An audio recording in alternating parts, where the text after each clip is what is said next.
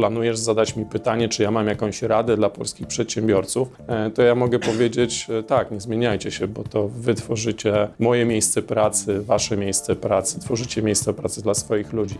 Więc łatwiej jest mi jako menadżerowi zarządzać zespołem, który zdobywa góry, niż musi zejść i rośnie niż zejść z tej góry. Tak, to są. Może być tak, że to twój pracownik będzie zarządzał tobą w sytuacji kryzysowej, a też musisz pokazać ludziom, że będzie kiedyś sytuacja kryzysowa. Akurat żeglarstwo jest takim sportem, który bardzo szybko weryfikuje jakość ludzi i szybko się tam, no woda w ogóle weryfikuje wszystko.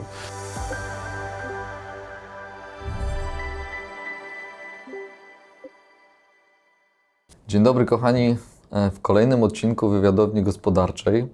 Czas szczególny, nie tylko dla Was, nie tylko dla Tomka i naszej ekipy, ale szczególnie dla mnie. Dlatego, że długo go namawiałem, jest okres świąteczny, za chwilę mamy Boże Narodzenie i stał się cud, bo przyszedł do nas Michał Modrzejewski z firmy Alliance Trade. Cześć Michał. Cześć Wojtku, cześć Tomku. Bardzo dziękujemy, że do nas wpadłeś i chcesz się podzielić i wiedzą, i doświadczeniem. Przedstawię Wam Michała i on jako osoba, ale i firmę, którą reprezentuje, są mi szczególnie bliskie, bo też z tej firmy się wywodzę. Michał jest dyrektorem sprzedaży windykacji i analiz branżowych w Alliance Trade, kiedyś to nazywało się Euler Hermes. Michał pełni funkcję dyrektora sprzedaży, ale słuchajcie, jest prawnikiem. Ma 20 lat doświadczenia w tym zawodzie i bycia dyrektorem, i menadżerem, i spajaniem ludzi. Facet, który potrafi pokazać Wam, jak uratować czyjeś życie. I facet, który interesuje się historią, interesuje się sprzedażą, a ogólnie jest świetnym facetem. I myślę, że to będzie odcinek wyjątkowy nie tylko dla ludzi z jego zespołu i z naszego środowiska, ale też będzie na pewno kilka wskazówek dla przedsiębiorców, jak radzić sobie w nadchodzącym nowym roku. Zapraszamy do odcinka. Dziękuję za takie przedstawienie, Wojtku. Liczę na to, że kiedyś usiądę po drugiej stronie i taki sam wywiad przeprowadzę z Tomkiem i z Tobą. I szereg pytań, które zadacie dzisiaj mi, będę miał okazję zadać Tobie. I to będzie dopiero ten właściwy cud. To tyle z mojej strony. Dobrze, zacznijmy od początku, no bo od czego się zaczyna. Kim chciałeś zostać jako młody chłopak i czy to marzenie, czy ten plan się spełnił? Na życie trzeba mieć plan. Wiele razy to w życiu słyszałem. Ale moje życie rządzi się przypadkiem, oczywiście takim trochę wspomaganym moimi działaniami. Jak przypominam sobie siebie z przedszkola, to pamiętam, że moja wychowawczyni zawsze mówiła, że będę architektem, będę budowniczym, ponieważ w tamtych czasach, początek lat 80., interesowałem się też znaczkami, przynosiłem znaczki do przedszkola. Była taka seria znaczków pocztowych miasta Polski czy architektura Polski i odwzorowywałem zamki, które były na tych znaczkach z klocków. Tak? I tak bardzo długo myślałem, że będę architektem, będę coś budował. Szkoła średnia, mogę powiedzieć, że w tym kierunku była, bo byłem na szkole średniej budowa dróg i mostów, później była Politechnika. I tu się moja kariera architekta zakończyła, bo się okazało, że moja wiedza matematyczna nie pozwala mi zakończyć tych studiów z dobrym wynikiem, więc po pierwszym roku była wolta na inny kierunek studiów. Wtedy już też trochę pracowałem, właściwie już pracowałem zawodowo. No i zacząłem się spotykać po prostu z prawnikami w swojej pracy zawodowej, stąd pomysł na studia prawnicze. Więc nie jestem architektem. Po drodze oczywiście, jak każdy młody człowiek, w przedszkolu chciałem być strażakiem, policjantem, pilotem. W ogóle chciałem pracować dla NASA i latać promami, ale jakoś nie wyszło.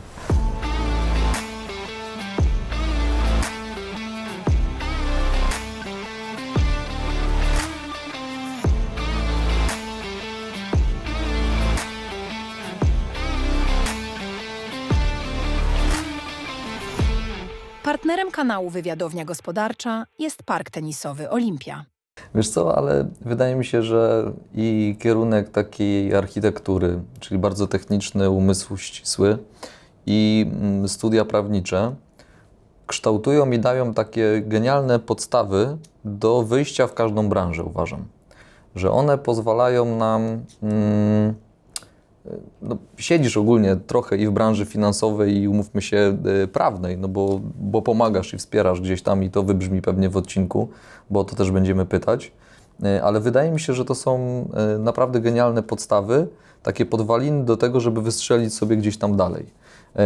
I ja nie wiem, czy po drodze, zaczynając już Twoją część taką pasji, bo jest ich sporo, chciałbym, żebyś się nimi trochę podzielił i powiedział, jakie to są pasje, co one Ci dają, czy w ogóle coś Ci dają i skąd się one wzięły w ogóle. Wiesz co, moje pasje tak naprawdę to jest pasja do życia i do wszelkiej aktywności i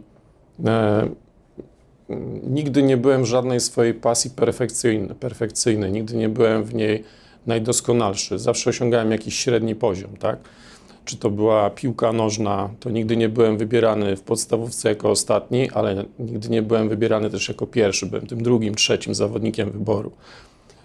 Jeśli oglądają to moi koledzy, z którymi grałem do niedawna w siatkówkę, no to jedynie w tym sporcie byłem wybierany jako ostatni. Ale jeśli chodzi o narty, nurkowanie, żeglarstwo, czy strzelectwo, czy teraz jazda konna, to zawsze to są takie rzeczy, które dają mi dużo energii, ale te pasje zaczynam uprawiać i one mnie do czegoś prowadzą, tak? Prowadzą mnie do tego, że poznaję nowe osoby, nowych ludzi, mogę tymi swoimi pasjami zarazić kogoś i jakby to, że zarażę kogoś swoją pasją, na przykład do nurkowania, powoduje to, że widzę energię tej osoby, ona odżywa i ja czerpię też od niej energię. Nie mówię, że bardzo często to też jest jakby dla mnie jakaś wartość biznesowa, taka, że poznaję nową osobę, która pozwala mi poznać kogoś następnego w biznesie, tak? I to też jest dla mnie duża wartość. Ale tak jak mówię, to jest chyba bardziej ciekawość życia, tak? Jazda konna w ostatnim czasie to jest pasja mojej córki. Ja nigdy nie miałem do tej pasji, nie chciałem nigdy jeździć konno. Zawsze podziwiałem koni, łanów. Moi dziadkowie mieli gospodarstwo rolne, więc konie były w moim życiu, ale nigdy nie myślałem, że będę jeździć konno. Córka mnie przekonała, że po roku tato czas spróbować, a nie być tylko widzem, jak ja tutaj jeżdżę. No i zacząłem jeździć, tak? I tak jest wiele takich pasji, które po prostu w życiu miałem. Jedne się kończą, inne się zaczynają. Chyba najwięcej pasji mam związanych z wodą. No Czyli właśnie, nurkowanie, żegluję pomoc. i nurkuję, tak? To jest zawsze ze mną jest, tak. A czy miałeś w swoim życiu taki dzień, w którym wszystko się zmieniło i był takim dużym punktem zwrotnym? Wiesz co, no, przez to, że jestem takim człowiekiem, który goni króliczka, jak doganiam ten swój sukces, to dzieło, do którego dążyłem, zapominam o tym sukcesie i bardzo często moi znajomi, bliscy mówią mi, że to było wielkie osiągnięcie w moim życiu, ale ja już tego tak nie postrzegam. I tak samo przełomowe chwile w życiu to raczej jest taka jakaś refleksja z ostatnich miesięcy mojego życia, że tutaj prośba Wojtka, żebym wystąpił, żeby się zastanowić, jak to się wszystko zaczęło. Więc ja mogę powiedzieć, że przełomowe, jeśli chodzi o moje życie, to na przykład było harcerstwo, tak? Bo wtedy pierwszy raz okazało się, że poza tym, że jestem harcerzem, to też jestem jakimś drużynowym dla zuchów. Nagle się okazało, że też jestem drużynowym dla swojego zastępu. To była moja taka pierwsza nieświadoma rola menadżera, że odpowiadałem za ludzi w moim wieku albo młodszych, będąc w podstawówce, tak? Więc to są takie wybory, które mnie kształtowały. To są takie przełomowe na pewno życie. Pierwsza praca, gdzie zostałem kierownikiem przypadkiem, to na pewno było przełomowe. Ale takich spontanicznych, takich wielkich, przełomowych chwil, gdzie coś się zmieniło w moim życiu zawodowym, to nie, no oczywiście. Małżeństwo, dziecko, to są takie przełomowe, ale to są prywatne rzeczy bardzo. Wiesz co, ja patrzę, znam Cię od 2008 roku, więc ja patrzę na Twoje osiągnięcia i nie będę ich wymieniał, będziemy pytać o różne rzeczy, ale jesteś osobą zawsze bardzo skromną, taką, która robi i absolutnie się z tym zgadzam, co powiedziałeś. Ty gonisz tego królika, często nie gonisz sam, tylko gonisz zespołowo. Często dochodzisz do pewnych etapów i właśnie ani się tym nie chwalisz, ani nie pokazujesz, ani nie chcesz zbierać laurów. Nie po to robisz. Masz w tym jakiś cel, często on jest głębszy, ale o tym nie mówisz. I to jest bardzo fajne i dlatego chciałem, żebyś przyjął to zaproszenie, bo uważam, że duża część dyrektorów, menadżerów w wielkich korporacjach właśnie nie czuje tego, co do końca robi, wiesz? Jakby się spotkało kilka osób, które z tobą pracują, które cię znają trochę dłużej, które znają cię właśnie z pasji, z rzeczy, które robisz, tak jak mówisz, twoim zdaniem nie jako, nie wiem, nie jako mistrz świata na koniec. Chociaż myślę, że w oczach wielu ludzi patrzą na ciebie, wiesz, z jakimś takim podziwiem, że znajdujesz na to czas, twoje dziecko patrzy na ciebie z podziwem, koledzy na ciebie patrzą z podziwem i nie chciałbym tutaj w jakiś piękny samozachwyt wpaść, nie chciałbym, żebyśmy szli. Że nie mam na sobie makijażu, Wojtek, więc dozuj te komplementy, Dokładnie. bo... Będę się starał, ale wiesz co, chciałem, żeby to wybrzmiało, bo po to jest też ten program, dlatego że zależy nam na tym, żeby pokazać każdą branżę, każdy zawód, jakąś ścieżkę kariery, bo są ludzie, którzy zastanawiają się, co w życiu robić i może spotka ktoś z widzów, ty może spotkałbyś siebie ileś tam lat wcześniej, mógłbyś spojrzeć na przykład na takiego ciebie dzisiaj, wiedząc, co przeszedłeś, co zrobiłeś, do czego cię to doprowadziło i zobacz, że pomimo wszystko tak 20 lat doświadczenia, ty dalej cały czas jesteś mega skromnym gościem, tak? I chciałem, żeby to jasno wybrzmiało, bo to jest inspirujące po prostu inne osoby. Osoby, które będą chciały wejść na twoje miejsce, które będą chciały być na twoim miejscu. Jest to, wiesz, jakiś taki trochę kop gdzieś tam do przodu. No, tej skromności to Wojtek chyba musiałem się gdzieś nauczyć po drodze, tak, bo nie zawsze byłem skromny i też nie uważam, żebym był skromny, ale na pewno musiałem przytemperować swój charakter takiego opryskliwego sprzedawcy, który starał się wszędzie wejść i wszystko sprzedać, tak, no bo na tym polegała moja praca na początku w Allianz Trade. Ale tej skromności to tak naprawdę nauczyli mnie też polscy przedsiębiorcy, tak? Ja podpisywałem 60 umów rocznie, spotykałem się pewnie z 240 przedsiębiorcami rocznie. Zazwyczaj to byli przedsiębiorcy polscy, ale także i duże firmy zagraniczne. I to, co na pewno dało mi tą skromność, to patrzenie, jak te polskie przedsiębiorstwa się rozwijały, tak? No bo ja zaczynałem się spotykać z przedsiębiorcami polskimi 24 lata temu, tak? Czy to pracując w hurtowni, czy to pracując w Allianz Trade, czy pracując w Citibanku, zawsze spotykałem się z przedsiębiorcami i widziałem, jak oni rośli. Tak jak rośnie twoje przedsiębiorstwo i też mu oczywiście bardzo kibicuję.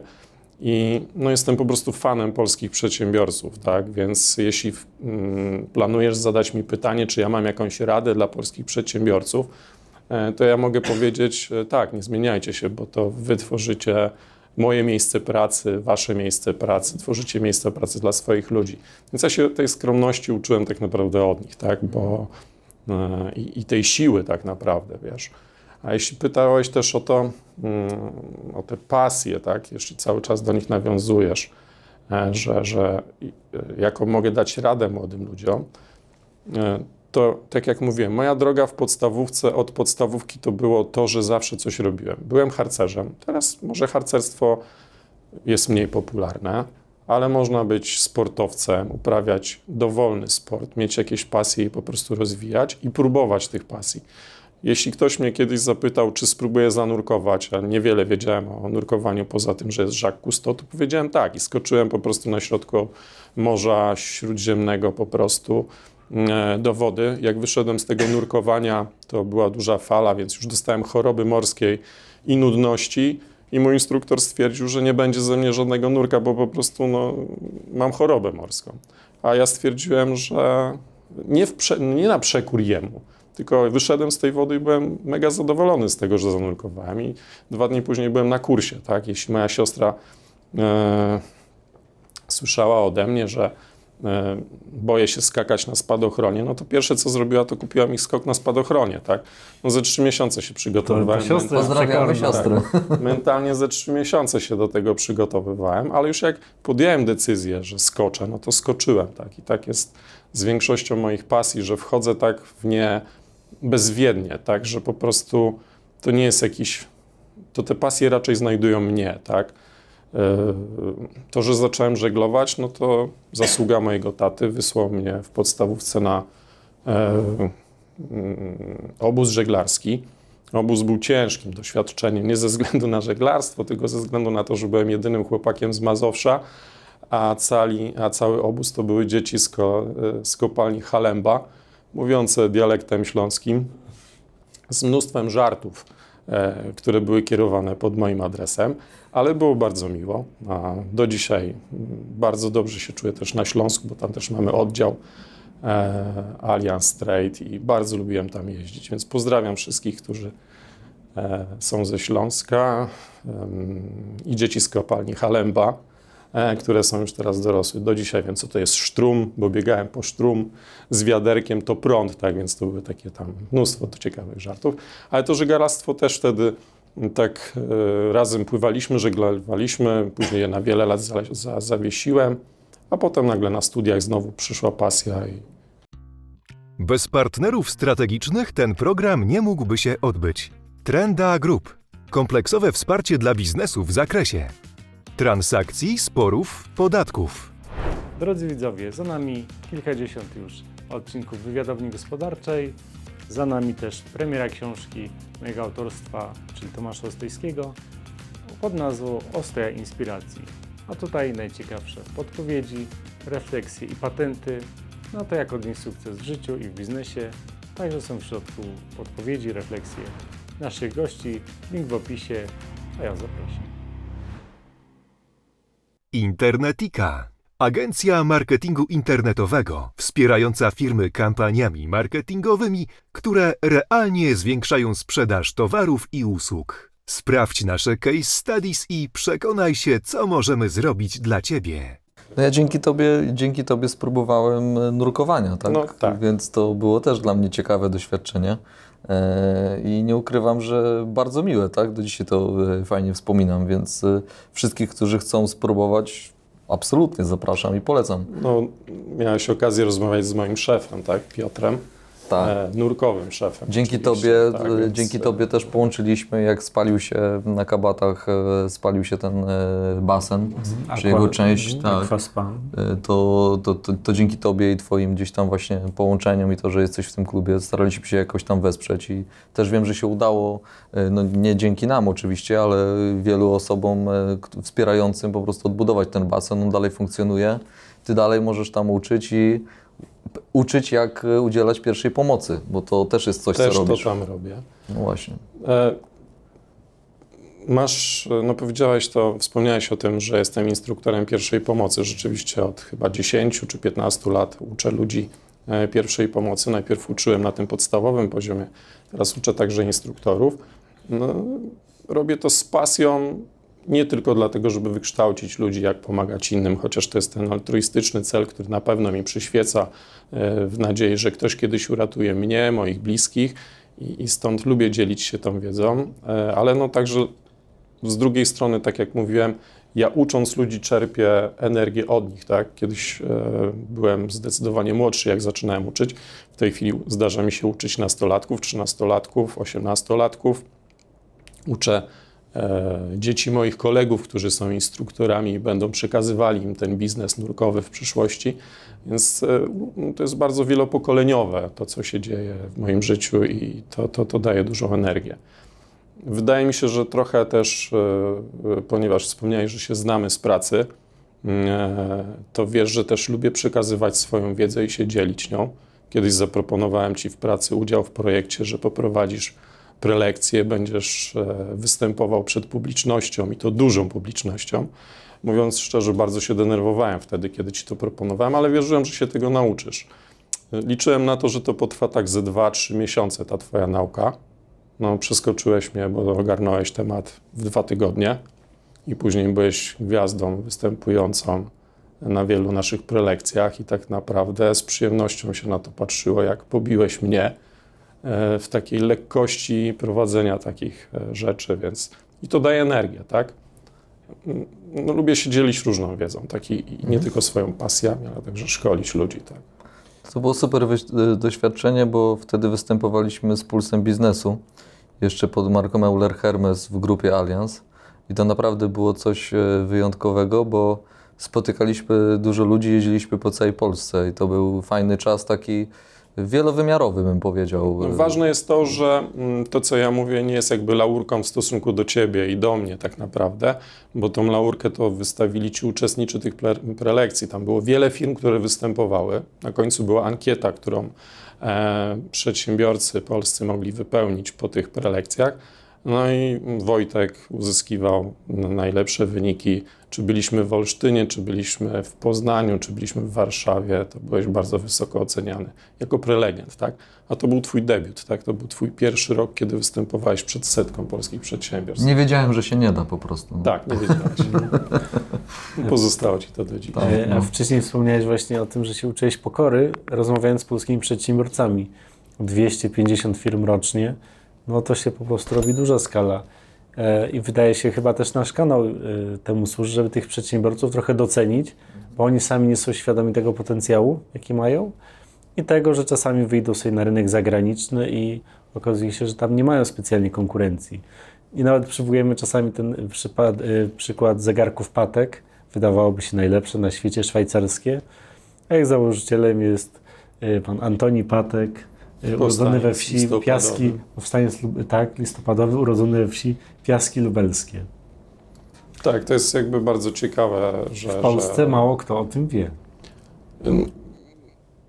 Dla mnie takim przykładem, nie będę tutaj jakby podawał przykładu z tego biznesu, który reprezentuję, czyli z firmy Allianz Trade, bo jakby zaletą mojej pracy jest tak naprawdę to, że pracuję z wszystkimi polskimi przedsiębiorcami. Nie ma branży, z którą bym nie pracował. Czyli ja pracuję z branżą budowlaną, z hurtowniami budowlanymi, z producentami, ale na przykład przejdę na ten mój biznes, powiedzmy, nurkowy, tak, gdzie jestem instruktorem pierwszej pomocy, to dlatego mówię, że jestem fanem polskich przedsiębiorstw. Mamy jedne z najlepszych w Polsce przedsiębiorstw nurkowych, ta firma Santi, produkująca suche skafandry.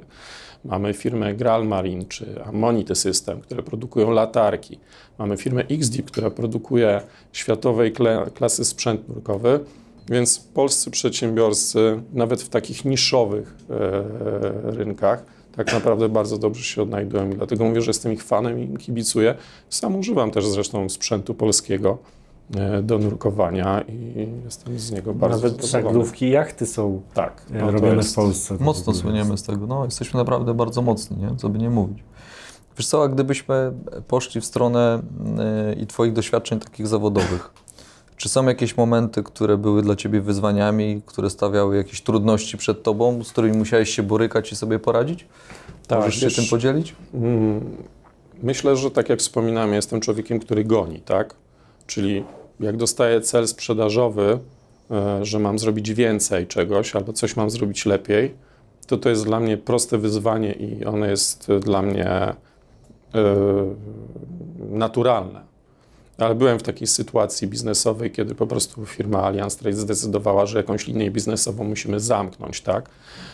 I przypadło mi w udziale po prostu zamykać dział sprzedaży, który był przenoszony ten biznes do innego przedsiębiorstwa, a ludzie tracili pracę. Przygotowywałem ten swój zespół do tej decyzji około pół roku, rozmawiając z każdą z tych osób, za które wtedy byłem odpowiedzialny. I to było takie największe wyzwanie, wysłuchać tych osób, wiedzieć, czy one chcą zostać w organizacji. Jeśli znajdzie się jakieś miejsce i przenieść ich do tego miejsca, Żeby pozostały w tej organizacji. Oczywiście to nie była wtedy taka praca, którą oni wykonywali w danym momencie, tylko musieli się czegoś innego nauczyć. No i część osób wprost mówiła: Michał, jeśli będzie coś w organizacji, przenieś mnie, podejmę wyzwanie, a część mówiła, że nie chcę podejmować wyzwania w danym obszarze, w innym dziale, tak? No i wtedy byliśmy z tymi osobami umówieni, że jeśli przyjdzie ten moment, w którym ja dostanę informację jako menadżer, że będę musiał cię zwolnić, to po prostu ci to powiem, spotkamy się i ty nie uciekniesz na zwolnienie, nie uciekniesz na urlop.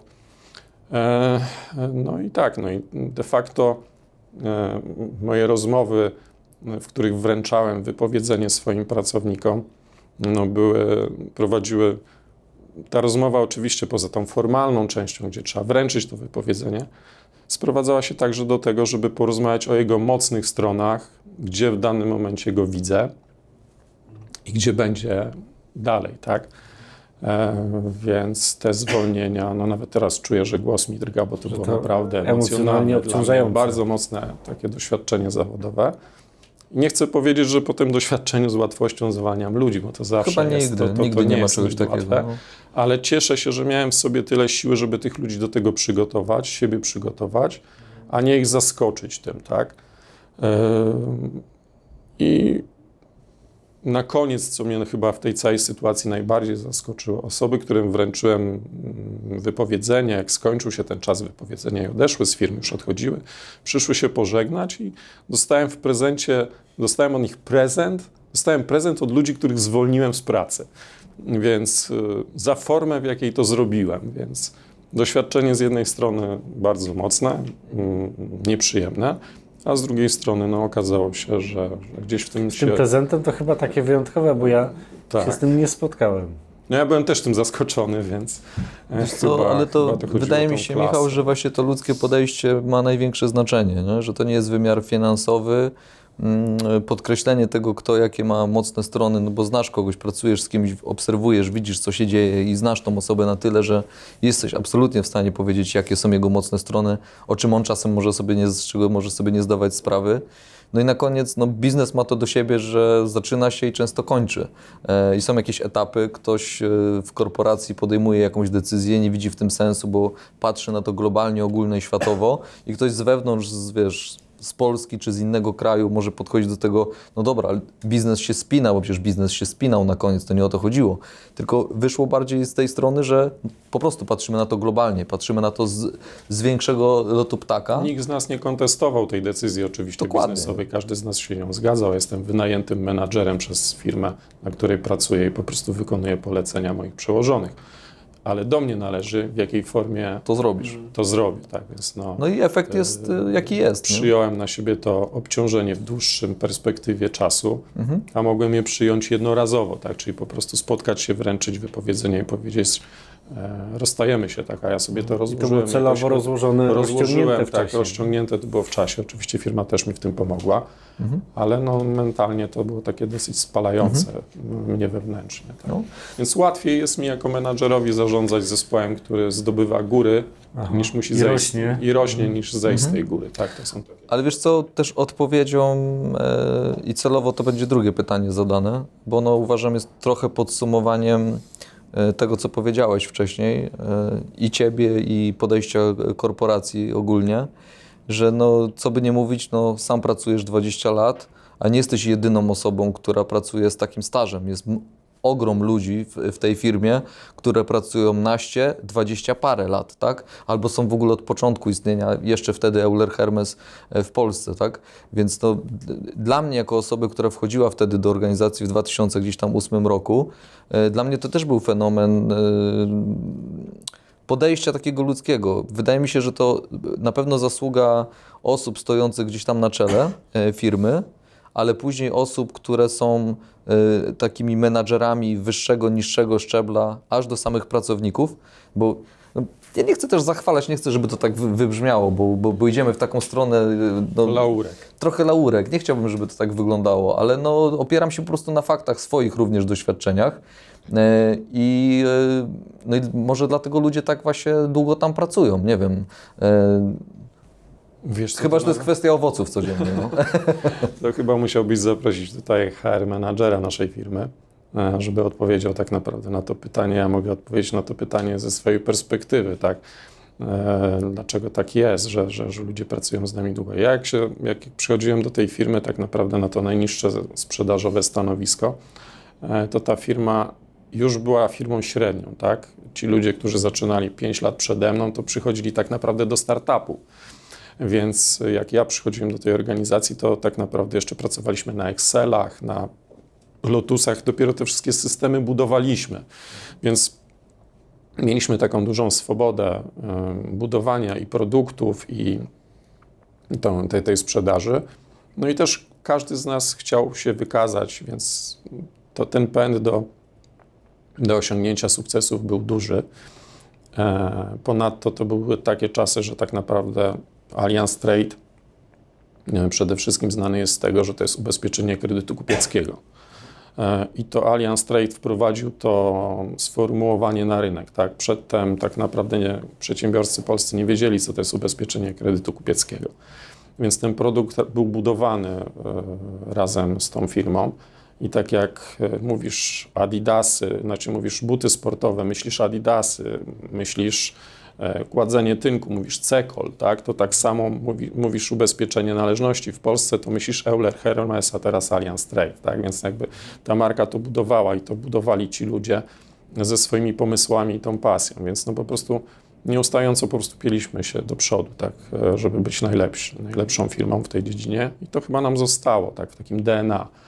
Więc trudno się odchodzi od lidera rynku, który stawia ci nowe wyzwania. No ja jestem też takim przykładem, tak, bo byłem sprzedawcą, byłem kierownikiem zespołu, później byłem zastępcą dyrektora, teraz jestem dyrektorem, byłem odpowiedzialny za jeden dział. Po drodze robiłem parę projektów jakby niezwiązanych zupełnie z tą częścią biznesu, za którą odpowiadam, tak, czyli po prostu miałem okazję wykazać się też jako menadżer projektu, tak. Więc ta firma stawiała przede mną wyzwania, tak, i stąd myślę, że ludzie tu długo pracują, bo mają nowe wyzwania, gdzie się realizować, tak. Chciałem jeszcze, przepraszam Tomek, chciałem po prostu, Jeszcze żebyśmy... tylko, wiesz co, tylko bym Ci dopowiedział jedną rzecz, bo ja też pracowałem dla innych korporacji, tak, pracowałem na przykład dla Citibanku i tam byłem rzucony od razu na głęboką wodę, tak, czyli musiałem po prostu sam sobie zbudować narzędzia pracy, swój warsztat pracy, wszystko sobie tak naprawdę wynaleźć, tak, mimo że byli koledzy, był mój przełożony, który teoretycznie odpowiadał za nasze wyniki, praktycznie też oczywiście, ale jakby nie miałem jakby tej wiedzy przekazanej w taki stopniowy sposób tutaj. Miałem po prostu w tej firmie dostajemy wiele wzorców od dobrych osób i po prostu do tego miejsca dochodziłem dzięki po prostu menadżerom, których miałem po drodze. Tomasza Delmana, tak, Radka Nawrockiego, czy Maćka Harczuka, tak, czyli po prostu uczyłem się pracy od nich, ale równocześnie uczyłem się tej pracy od kolegów, z którymi byłem na tych samych stanowiskach. Oni nie mieli problemów z przekazywaniem tej wiedzy i tą kulturą uczenia, tak. I to jest chyba najważniejsze w tej organizacji. Zgadzam się, no i pozdrawiam Macieja i Tomka i Radka, wszystkich chłopaków. Dobrze wspominam i zawsze było tak jak mówisz, więc absolutnie się zgadzam. Chciałbym trochę to, jak wygląda organizacja, trochę Twojej ścieżki kariery mamy za sobą. Chciałbym to zostawić i żebyśmy poszli w coś, co będzie też, myślę, potrzebne przedsiębiorcom w 2025 roku. Z racji tego, że Cię mamy, przede wszystkim chciałem, żebyśmy złapali trochę takiego mięsa biznesowego, żeby ten wywiad był czymś, co pomoże im uniknąć ryzyka, problemów, czegoś, co wyniosą sobie poza tym, żeby z jednej strony wiedzieli, że jesteś osobą wielu pasji i z doświadczeniem i jak do tego doszedłeś, wiemy, ale teraz chciałbym, żebyśmy poszli w kierunku takim biznesowym, żeby przedsiębiorcy... Co się dzieje na rynku i jak tak, przewidujesz? Chyba, że chciałeś doprecyzować. Nie. Myślę, że to, jakie wyzwania czekają po prostu przedsiębiorców A co wy już widzicie? w nowym roku, co jest za nami może, tym, No na czym pewno możesz za się nami podzielić. jest pandemia, tak? To było takie doświadczenie największe życiowe. Dalej przeżywane. odczuwalne, rozumiem. Tak. Wiesz co, myślę, że no tutaj muszę się tak trochę doprecyzować, tak? No jakby my ubezpieczamy należności, tak? Czyli po prostu to, czego się boimy, no to jako organizacja, no to dużej ilości upadłości, tak? Dużej ilości braku pieniędzy na rynku. Więc jak przyszła pandemia, wszyscy się obawiali, że tych pieniędzy na rynku nie będzie, tak? Nagle się okazało, że jest protekcjonizm państwa i protekcjonizm krajów europejskich, które po prostu na ten rynek wrzuciły bardzo dużo pieniędzy. A z kolei polscy przedsiębiorcy byli świadomi, byli przekonani, że tego protekcjonizmu nie będzie, tak? Więc strażnikiem pieniędzy w polskich przedsiębiorstwach, oczywiście poza ich właścicielami, są także dyrektorzy finansowi. I ci dyrektorzy finansowi na początku pandemii bardzo mocno skrócili terminy płatności, przeszli na duże płatności gotówkowe, po prostu zmniejszyli zaufanie do swoich odbiorców i wymogli na handlowcach, co się nie udało przez ostatnie 15 lat przed pandemią, żeby po prostu mocno pilnować spływu należności. Nagle się okazało, że na tym rynku jest bardzo dużo pieniędzy i nie ma problemu z płynnością, więc polska gospodarka i polscy przedsiębiorcy zaczęli płacić lepiej, realizować swoje zobowiązania lepiej.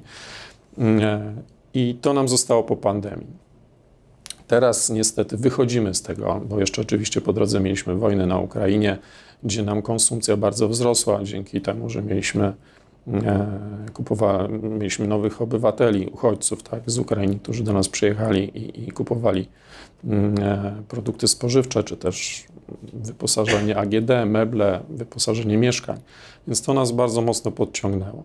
No w tej chwili niestety, tak jak pokazują te wyniki, konsumpcja spadła o 3%, tak? No to jest bardzo dużo, tak? I widzimy ten spadek, zwłaszcza w meblach AGD. No Polska stoi oczywiście produkcją AGD, to nie jest oczywiście na nasz wewnętrzny rynek, tylko oczywiście też na rynki europejskie.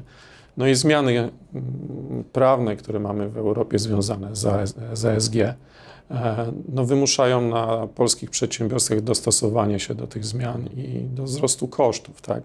Więc o ile z punktu widzenia przedsiębiorstwa, w którym pracuję, no liczba upadłości stale rośnie i tych Restrukturyzacji, upadłości jest tego mnóstwo. I trzeci kwartał 2024, no bo nie mamy jeszcze zamkniętego Tak, 24, no to wasze raporty też pokazują no niezbyt kolorowe. No zeszły rok zamknęliśmy na największym wzrostem, największą liczbą upadłości, więc baza jest bardzo duża w stosunku do roku poprzedniego, ale ten rok też zamkniemy oczywiście zwyżką, tylko mnie bardziej jakby przejmuje to, że dużo przedsiębiorstw nie upada, nie restrukturyzuje się, tylko decyduje się wyjść z Polski, tak?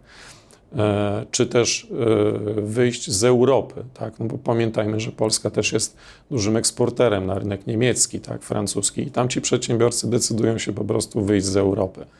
Więc to jest z jednej strony coś, co niepokoi, ale z drugiej strony to jest szansa dla polskich przedsiębiorców, którzy mogą wejść w te luki, tak?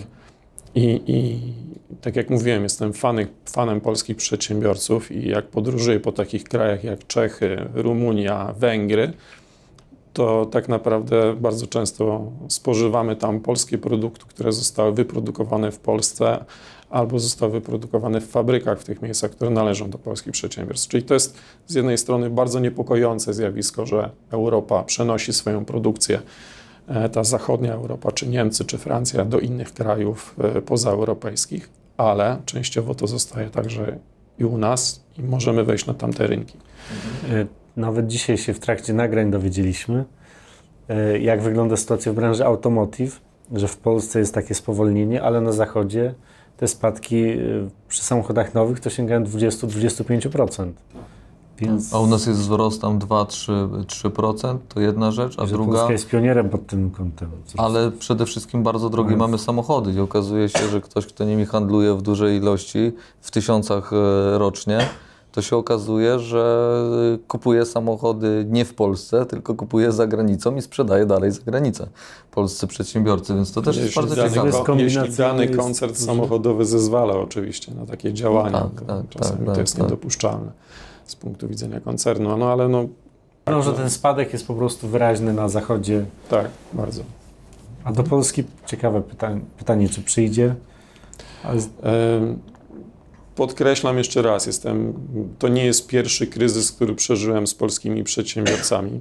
Przeżyłem duże kryzysy, czy budowlane, czy 2007 rok, czy skoki euro, czy skoki funta, gdzie dużo polskich przedsiębiorców miało wtedy bardzo duże problemy. Ale tak jak mówiłem, zawsze wychodzą obronną ręką polscy przedsiębiorcy nie wiadomo jak. tego. No dlatego może nie jestem przedsiębiorcą, bo nie wiem jak, więc jakby tylko jestem najemnym menadżerem. Dlatego ja im nie będę udzielał rad. Jak dla mnie polscy przedsiębiorcy zawsze zaskakują i znajdują wyjście z sytuacji pozytywne dla nich i dla ich firm. To, co na pewno jest siłą polskiej gospodarki, tak jak rozmawiamy z kolegami z Niemiec, z Francji, czy z Czech, czy z Węgier, to jest to, że w Polsce po prostu najpierw jako duży rynek przyszły wszystkie koncerny zachodnie do nas, tak? Czy to będzie dotyczyło branży elektrycznej, czy to będzie dotyczyło branży AGD, RTV i chciały u nas sprzedawać, ale w to miejsce powstały także jeszcze polskie przedsiębiorstwa, które po prostu utrzymały się. I tak jak rynek niemiecki, powiedzmy, czy francuski ma 3 firmy z branży hurtowni elektroinstalacyjnych, które dominują na tym rynku, no to w Polsce mieliśmy wszystkie firmy, które dominowały na rynku francuskim, niemieckim, plus powstały jeszcze polskie przedsiębiorstwa. I te polskie przedsiębiorstwa są teraz po tych 20 latach numerem 1, tak? Francuskie i niemieccy przedsiębiorcy się nie przebili. To, co będzie na pewno co będzie wyzwanie w przyszłych latach na pewno dla polskich przedsiębiorców, to sukcesja, tak? Bo to, o czym my teraz mówimy, no to rynek francuski czy niemiecki przeżywał w latach 70. po II wojnie światowej, tak? Tam były problemy z sukcesją i teraz to też będzie dotykało polskich przedsiębiorców. Czy sprzedać firmę polskiemu przedsiębiorcy, czy sprzedać firmę zagranicznemu przedsiębiorcy, no bo już jakby nie ma sił na rozwój, pieniędzy, ani też chęci czasami po ich stronie, tak? Więc ta sukcesja, tak? To jest na pewno wyzwanie na przyszłe lata. To w kontekście tej w ogóle wojny rynkowej, to nawet Rafał Brzoska wspominał, że zanim wymyślili paczkomaty, no to zobaczyli, jak wygląda rynek kurierski w Polsce, czyli są firmy niemieckie, francuskie, amerykańskie. I polskie lokalne. Okazało się, że Polski jest najbardziej zatłoczony w Europie. Tak, i tak jest z każdą branżą. Tak? To jest bardzo charakterystyczne dla rynku polskiego i menadżerowie europejscy zarządzający na przykład rynkiem francuskim, niemieckim, czeskim czy węgierskim zawsze mają problem, tak, z rynkiem polskim, bo on jest po prostu pod tym względem odmienny. Tak? My mamy największą konkurencję w każdej branży. Tak? No, paczkomaty były takim, wcześniej blaszki były takie, a wcześniej jeszcze był wóz drzymały, więc są jakieś patenty. Tak, więc polscy przedsiębiorcy. Wiesz co, ale korzystając często, z antidotum, jakie uważam macie jako organizacja, danych, które przepływają z każdą stronę i się krosują i potraficie z nich wiele rzeczy wyczytać. Sami macie na sobie duże ryzyko jako ubezpieczyciel, no bo na koniec, jeśli źle ocenicie, musicie wypłacić odszkodowanie za limity, które nadajecie. Co jest zaletą. Oczywiście jest zaletą. Wtedy oznacza to, że jesteśmy wiarygodni i wypłacamy odszkodowanie. Jasne, nie? No ale wiadomo, że też patrzycie na to pod kątem takim, żeby to weryfikować i z jednej strony nie narażać ani przedsiębiorcy, ani siebie, no jest to, uważam, bardzo zdrowe. Ale bije do czegoś innego. W jaki sposób uniknąć ryzyk, które jednak czyhają tak czy inaczej i czy ewentualnie możesz dać jakieś wskazówki albo wskazać branże, które szczególnie powinny uważać z Twoich doświadczeń 20-letnich? Nie ma takiej branży, która nie jest branżą ryzykowną, tak? Tylko po prostu w różnym czasie realizują się te ryzyka w danej branży. Tak? Pamiętam, jak zaczynałem oczywiście tą pracę 20 lat temu, to co roku mieliśmy dużą, spektakularną upadłość jakiejś dużej hurtowni AGD RTV. W tej chwili jakby ten rynek już jest na tyle podzielony, że wydawałoby się, że już nie będzie takich upadłości. Więc każda branża powinna weryfikować swoich klientów.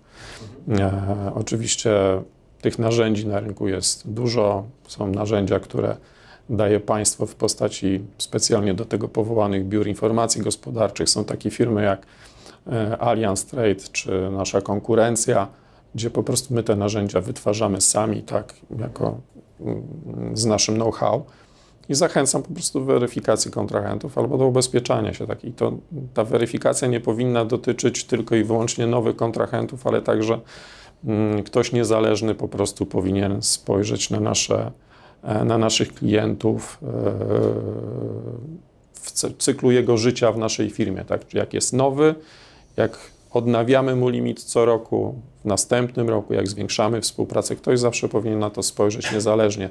To jest tak samo, jak idziesz do lekarza, nie dlatego, że się źle czujesz, tylko dlatego, że to jest profesjonalista, który po badaniach krwi jest w stanie stwierdzić, że coś ci będzie dolegało. Tak samo jest z analizą poszczególnych naszych kontrahentów. Ktoś z zewnątrz na to spojrzy innym okiem.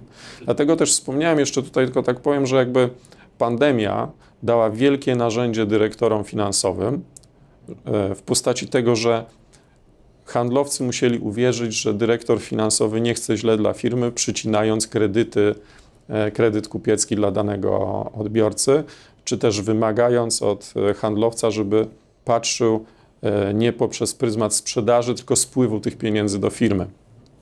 Więc pandemia wychowała bardzo mocno nasze przedsiębiorstwa i dyrektorów finansowych i oni nie puścili tej władzy, którą wtedy otrzymali dzięki tej pandemii, no i po prostu ją trzymają, muszą to dalej trzymać, tak? Nie rozluźniać tej polityki sprzedażowej, tak? No okej, to jest... Przypilnować klientów. To jest drugie, powiedziałeś o ubezpieczeniu. Czy możesz coś powiedzieć o analizach branżowych? No tak, jestem dyrektorem działu analiz branżowych, tak, czyli mamy To jest narzędzia. ciekawy produkt, który może też, jeśli kogoś nie stać, rozumiem, na ubezpieczenie albo nie wiem, jest początkującym przedsiębiorcą, to uważam, że mógłby na przykład popatrzeć chociażby sobie na analizy należności. Ja nie uważam, że powinien korzystać tylko i wyłącznie z Waszych narzędzi. Ja sam korzystam z wielu narzędzi i uważam, że to jest bardzo pomocne, ale chciałbym, żeby te analizy branżowe też wybrzmiały, bo uważam, że to jest ciekawe dla większości przedsiębiorców z każdej branży. Czyli bazujemy na tym, że weryfikujemy danego kontrahenta, z którym ktoś chce podjąć współpracę, sprawdzamy jego dane finansowe, wyznaczamy jego rating, liczymy jego wskaźnik moralności płatniczej, czyli jakie ma tendencje do realizowania swoich zobowiązań. Można też sprawdzić, jak te zobowiązania realizuje, tak, z jakim opóźnieniem i ile pieniędzy zalega na rynku. Na tym polega program analiz należności, w którym można zweryfikować kontrahenta. Tam są też zaszyte narzędzia monitoringu, tak? Czyli po prostu jeśli przesyła do nas nasz klient informacje o podmiotach, z którymi współpracuje, to jeśli coś u danego podmiotu dzieje się złego, albo też i dobrego, to raz w miesiącu dostaje o tym informację w zestawieniu, którą może po prostu zaciągnąć do swojego systemu. Oczywiście w tej chwili działamy także na API, tak? Czy na web serwisach, czyli tak naprawdę są firmy, które są z nami podłączone online 24 godziny na dobę. Chodzi o to, żeby poinformować, rozumiem, i po sytuację, prostu coś się źle dzieje. Tak, sprawdzają swoich klientów potencjalnych, bądź z którymi stale współpracują codziennie. Tak.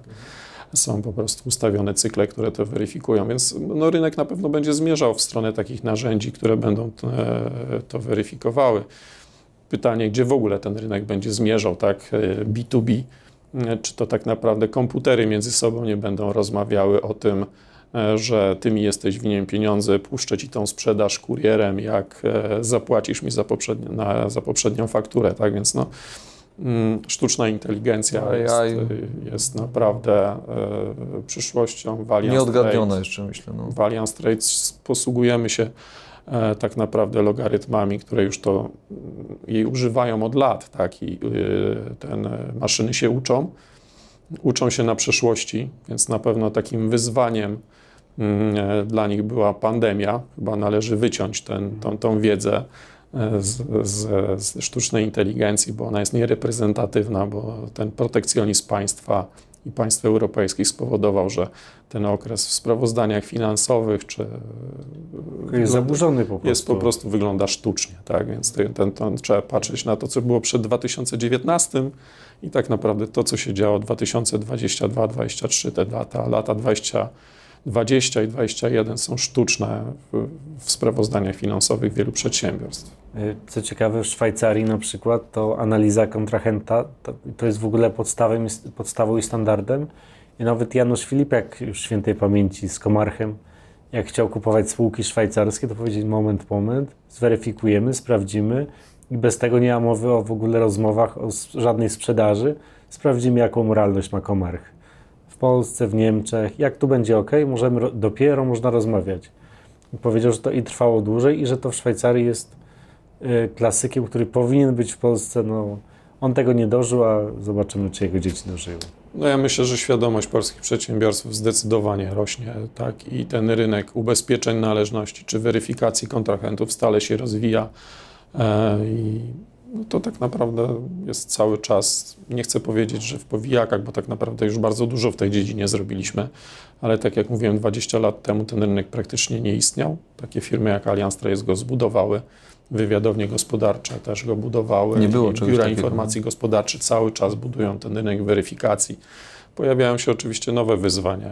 Kiedyś były klasyczne oszustwa, w tej chwili fraudy to już są Dokładnie. budowane na zupełnie innym poziomie. Tak. No i pojawiają się problemy, z kapitałem ludzkim, tak? W postaci Tak. pracowników i ich ilości i wiesz, kim w ogóle pracować, de facto sprzedawać, działać, funkcjonować. Więc jak miałbym mówić tak naprawdę o wyzwaniach dla polskich przedsiębiorców, to pracownicy, brak tych pracowników, tak, to jest wyzwanie. I nowe pokolenia, które wchodzą na rynek pracy, są zupełnie To mają innymi pokoleniami. To nastawienie na balans trochę wykrzywione, nie? Czy nie słyszałeś takich Wiesz relacji, co, że młode pokolenie... nie chciałbym zabrzmieć tutaj jako dziadek, tak, że za moich czasów przed wojną to było tak i tak.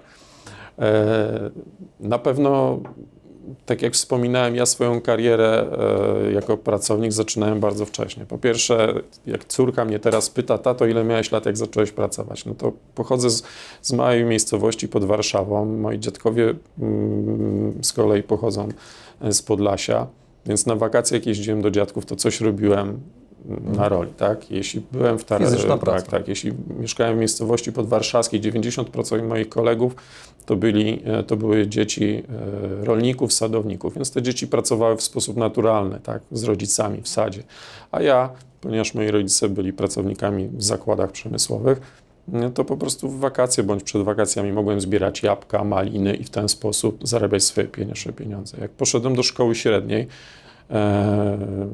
skończyłem tylko 18 lat, czyli chodziłem do szkoły średniej w trybie dziennym, to wymyśliłem sobie, że będę pracował w weekendy w restauracji, tak? Najpierw wymyśliłem że będę pracował wieczorami, tak?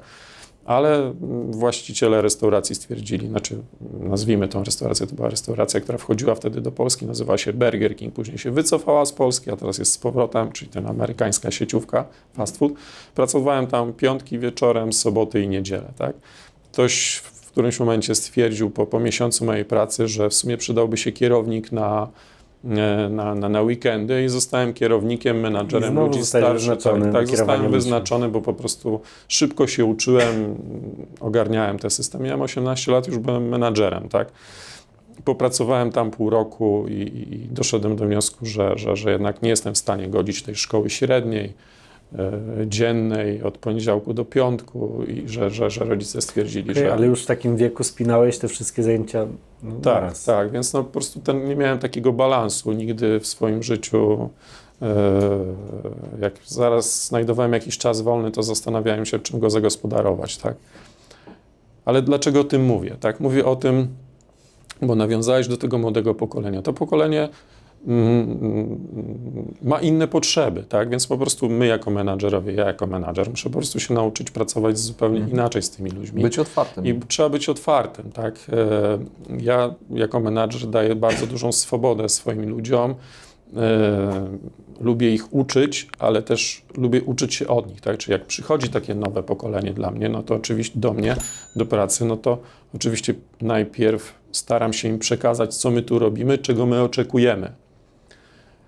Potem się okazuje, że jak oni zaczynają pracować z tą swoją swobodą, którą od nas otrzymują, to zarzucają mnie pomysłami. Dlaczego robimy to tak? Przecież to można by zrobić inaczej, to można by zrobić prościej. Z 90% tych przykładów, które podają, jest jakby fajne, słuszne, ale nie możemy tego zmienić, bo na przykład taki jest ład korporacyjny, takie są wymogi przepisów prawa, tak? I oni o tych przepisach nie wiedzą, więc wydaje mi się, że coś jest głupie. Ale z 10% tego, co proponują tych zmian, pchają tą organizację do przodu, bo rzeczywiście jesteśmy jako te dziadki, które tam pracują, już trochę coś robimy z nawyku, tak? A oni przychodzą, patrzą na to świeżym okiem i mówią, zmieńmy to. No i zmieniamy to, tak? Więc to młode pokolenie ma swoje zalety, tak? Ja też uważam, jest absolutnie wartością dodaną. Pracuje się z nimi inaczej. Jest ciężej się czasami z nimi dogadać w jakiejś takiej na przykład w takich sytuacjach, kiedy mówię, no, że trzeba być o 8:00. A otrzymuję zwrotną informację. No tak, ale w regulaminie jest, że możemy zacząć pracę od 7:00 do 10:00, o 8:00 to ja mam siłownię. Jak chcesz, mogę zrobić to o 18:00. No więc jak ja bym 20 lat temu powiedział tak do mojego szefa... Nie powiedziałbyś, ja też nie. Ja bym nie powiedział, ale bym już też nie pracował. No tak, właśnie, po takim tekście. No. A teraz z pokorą muszę przyjąć, że tak, rzeczywiście jest. No, w o sumie, 18 I rewidować tak, własny plan. tak, jest regulamin. No. zrewidować swoje plany i rzeczywiście przyjąć to do wiadomości. To jest, no nie mogę się na to denerwować, po prostu jest taki świat, zmierzamy w tą stronę, tak wychowaliśmy to pokolenie. Przy czym, tak jak jako menadżer, muszę powiedzieć, że tak jak powiedziałem, że ta moja droga menadżera to było tak naprawdę harcerstwo. Mnie nikt nie uczył bycia menadżerem. Później nagle okazało się, że jestem instruktorem, tak? Więc uczyłem się uczyć ludzi, tak? Ale teraz jak patrzę na edukację mojej córki, tak? No to ona robi 3-4, w podstawówce robi 3-4 projekty, które są projektami, które robi z kolegami, z koleżankami. Te grupy się zmieniają. Więc oni takiego zarządzania projektami, czy zarządzania ludźmi, czasem i sobą uczą się na bieżąco. No i oczywiście są dzieci, które z tego korzystają i potrafią tym zarządzić bez udziału rodziców, a są dzieci, które nie są w stanie tym zarządzić bez udziału rodziców.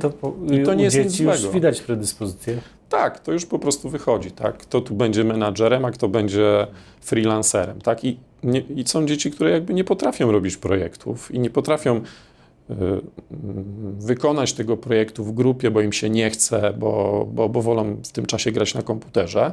I też dobrze. I to też dobrze, tak? Też Bo takie to osoby będzie są ten potrzebne. freelancer, który będzie Dokładnie. w stanie dostarczyć coś Zgadzam ciekawego, się. tak? Zgadzam się. Więc te projekty w szkole to jest naprawdę dla mnie takie wielkie odkrycie, że oni to już robią w podstawówce. Wiesz My co, czegoś takiego nie mieliśmy, nie robiliśmy. Po prostu Ale nie uczyliśmy chciałeś, się z udzielać, podręcznika. nie chciałeś udzielać rad przedsiębiorcom, ale jesteś menadżerem, więc udzielę rad menadżerom młodym, ale może nie tylko, bo zmierzyłeś się chyba z najgorszym wyzwaniem, jakim jest zwalnianie ludzi, o czym powiedziałeś, i życzę każdemu menadżerowi, żeby nie musiał dochodzić do takich sytuacji, zwalniać ani jednej osoby, ale jakie rady jako menadżer już z Twoim doświadczeniem byś wyszedł gdzieś tam na rynek? Bo to może się przydać również przedsiębiorcom, którzy też są menadżerami. Wiesz co, no, menadżerem nie zostaje się od razu, tak? Czyli po prostu poznawać ludzi, poznawać swoich szefów, korzystać z ich rad i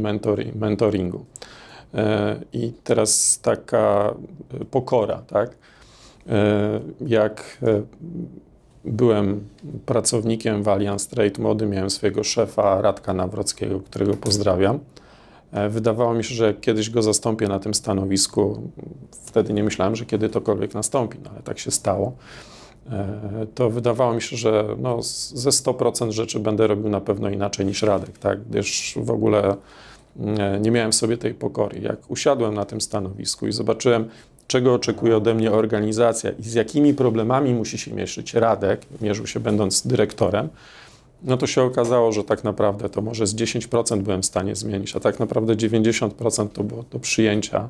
Więc oczywiście trzeba negować jako menadżer pewne zastane sytuacje, ale tak naprawdę trzeba się też od menadżerów, którzy są nad nami, uczyć, tak, i brać to od nich. Więc młody człowiek, który chce zostać menadżerem w przyszłości, musi się spotykać z ludźmi.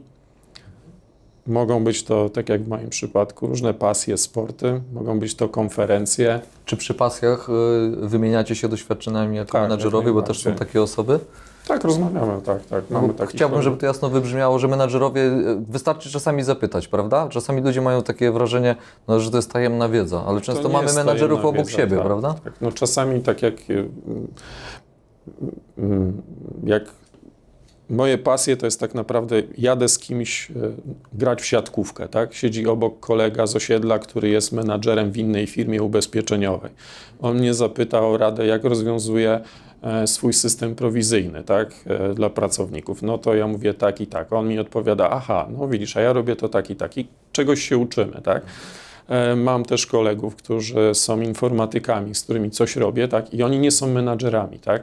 Ale na przykład skarżą mi się, że ich menadżer to zachował się tak i oni... Nagle okazuje, że jesteś tak. taki sam. Nagle się okazuje, że jestem taki sam, tak? I muszę po prostu w tym momencie zmienić jakiś element swojego zarządzania ludźmi, bo znam drugą perspektywę, tak? Więc no Wojtek tutaj na początku zaczął nawiązywać do tych moich pasji. Chyba no właśnie z tych pasji buduje się nie tylko moja chęć do odpoczywania i znajdowania odskoczni od pracy, ale to także jest element, którym się uczę. Tak naprawdę Taka poradnia, nie? taka poradnia. No, uczenia się ludzi i przekazywania wiedzy nauczyłem się będąc instruktorem pierwszej pomocy z kursów, jak uczyć ludzi w organizacji PADI, tak, międzynarodowej. Tak? No jakby żadna szkoła menedżerska nie dała mi tyle feedbacku, jak przekazywać wiedzę, jak szkolić, jak organizacja nurkowa. Tak?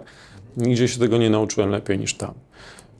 Gdybym nie zaczął nurkować, to bym tam nie trafił. Na kursach żeglarstwa się tego nie nauczyłem. Na kursach żeglarstwa nauczyłem się żeglować, ale to, co było na przykład szokiem dla mojego zespołu w ostatnim czasie, to w tym roku namówili mnie, żebym ich zabrał na taki wyjazd integracyjny, trochę inny niż siedzenie w restauracji, picie alkoholu i biesiadowanie, co oczywiście też jest fajne, ale namówili mnie, żebym ich zabrał na rejs. Wyjechaliśmy na 3-dniowy rejs żeglarski, gdzie ja byłem kapitanem jednej z łódek, kapitanem drugiej łódki był nasz kolega z działu, pracownik, który na co dzień komuś podlega. I on jako kapitan tej łódki zarządzał ludźmi, którzy na co dzień zarządzają nim. Aha, A ja z Super, fajne kolei, doświadczenie. no ciekawe. jako menadżer całego swojego zespołu zarządzałem tą moją łódką i jako kapitan musiałem im przekazać na tej łódce oczywiście podstawowe informacje, jak bezpiecznie żeglować. Więc dla ludzi, którzy nigdy nie byli na łódce, to już było nowe, tak? Potem przeszliśmy do zasad bezpieczeństwa. A potem przeszliśmy do takiego elementu, który nazywa się, że kapitan mówi, co zrobić, jak go zabraknie na jachcie i jak uratować siebie i ten jacht. No więc to też był dla nich taki szok, że kiedyś kapitana może zabraknąć na tym jachcie, jak ja wypadnę za wodę, to wtedy mają do wody, to wtedy mają mnie nie ratować, tylko mają ratować siebie, tak? Spuścić żagle, włączyć silnik, dopiero ewentualnie dopłynąć do mnie, na pewno nie rzucać się do wody za mną, rzucić co najwyżej koło ratunkowe z nadzieją, że sam do niego dopłynę. Tak więc to też był dla nich taki szok. Więc ja jako menadżer staram się nie tylko na żaglówce wychować swoich następców, ale także no jakby w pracy takiej codziennej powiedzieć moim kierownikom, że jak mnie nie będzie, to jest wasza odpowiedzialność, tak? I uczmy się tej odpowiedzialności, tak? I oni się No to jest oswajają z super. tą myślą w ogóle. Znaczy, to jest super. Bardzo Tak, ciekawe. więc no jakby... Dwie perspektywy pokazać, a tak naprawdę trzy, nie? Tak, no, że może być tak, że to twój pracownik będzie zarządzał tobą w sytuacji kryzysowej, a też musisz pokazać ludziom, że będzie kiedyś sytuacja kryzysowa. Akurat żeglarstwo jest takim sportem, który bardzo szybko weryfikuje jakość ludzi i szybko się tam, no woda w ogóle weryfikuje wszystko bardzo szybko, czy w nurkowaniu, czy w żeglarstwie, to jest wszystko się tak bardzo okazuje, kto kim jest. No i tak? ciekawi nas oczywiście atmosfera na tej drugiej łodzi. Bardzo dobra. Atmosfera No bo to była dla menadżerów taka, też że jest wyzwanie, nie? ten kolega, który prowadził tą drugą łódkę, jest po prostu żeglarzem z krwi i kości. Okej. I on po prostu Brylował po prostu. tak, nie chciał żeglować, tak, a pozostała załoga chciała jak najszybciej dopłynąć do brzegu i się upewnić, że jest bezpiecznie, bo jak pada deszcz, to już na pewno jest niebezpiecznie. On ich zapędy tonował i tam te 5-6 godzin spędzili razem na tej wodzie. Jednego dnia, następnego dnia trochę więcej. Więc no, pokazał im tą inną perspektywę też. No tego piękna zamiana żeglarstwa. ról. Piękna no, zamiana mieli się ról. rolami, tak. Fajne, inna perspektywa. Że nagle się okazało, że te pasje też się łączy. Więc ja się lubię uczyć od ludzi i lubię uczyć ludzi, tak? Bo to zawsze są dwie różne perspektywy. Więc poznawać ludzi, no to jest rada moja dla młodych menadżerów. Bez poznania ludzi to nie można być dobrym menadżerem Michał, z różnych branż. na koniec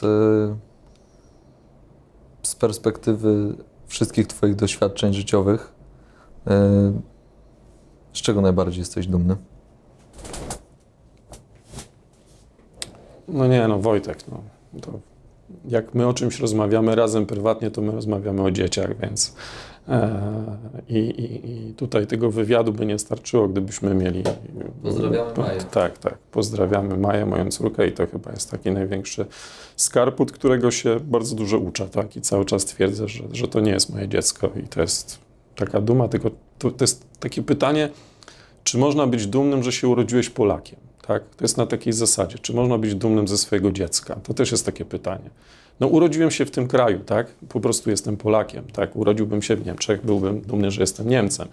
Tak samo po prostu, no urodziło mi się dziecko, które w mojej ocenie jest wyjątkowe i jestem z tego dumny, ale czy to jest moja zasługa? No chyba nie, ale tak w życiu zawodowym to... Myślę, że tak. Nie mogę powiedzieć, z czego jestem dumny. Jestem zawsze dumny z tego, co osiągnę w przyszłości, czego jeszcze nie osiągnąłem. I ten cel się stale przesuwa. Tak, stale się przesuwa. Tak, to jest jakby cenne. w A życiu. czy jest coś, co byś chciał tak dodać na koniec?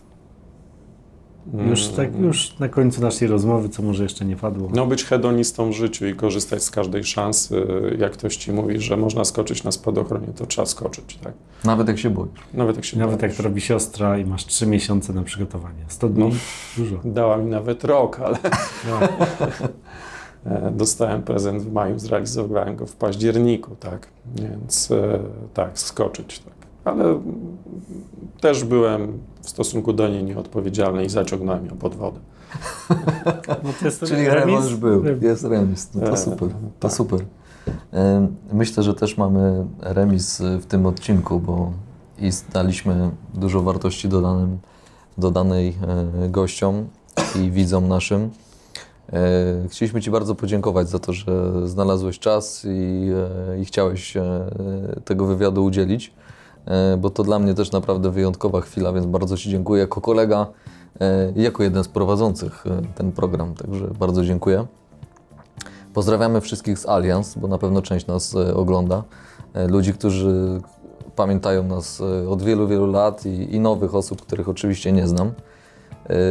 Korzystając z okazji, chciałbym wszystkim złożyć najserdeczniejsze życzenia wesołych świąt, bo za chwilę mamy Wigilię.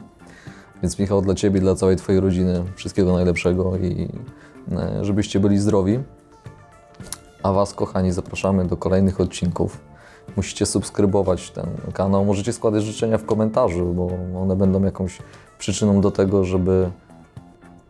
Algorytmy YouTube'a. Algorytmy, dziękuję Ci. No widzisz, to wiedzieliśmy, kogo tam porosić. Komentarzy. Kochani, żeby wszystkie algorytmy świetnie zadziałały, to Wasze komentarze przydadzą się, żeby tacy goście jak Michał Modrzejewski chcieli przyjmować zaproszenie i występować, opowiadać o swoich ścieżkach kariery, dzielić się wiedzą, doświadczeniem i żeby wszystkim nam żyło się dobrze. Wszystkiego najlepszego i wszystkiego dobrego na nowy rok. Cześć, do zobaczenia. Nie dostałem prawa ostatniego głosu. A no to jeszcze teraz możesz coś powiedzieć. w takim Wojtek razie. się zwrócił do Państwa z prośbą o komentarze i subskrypcje. Zwracam się teraz do Tomasza. Tomaszu, jeśli będą komentarze pod tym spotkaniem ze mną, żeby to jednak role się zamieniły i żebyśmy posadzili tu Wojtka jako młodego przedsiębiorcę już z 10-letnim stażem chyba, to co, Wojtek, usiądziesz na to po tej stronie, a ja z Tomaszem Odcinek poprowadzę specjalny. program? Odcinek Nie wiem, czy specjalny, jestem noworoczny. godny, żeby cokolwiek mówić, to myślę, że jeszcze chwilę. Jeszcze myślę, to jest 10 lat i będę gotowy, żeby Nie usiąść. daj się namawiać. No.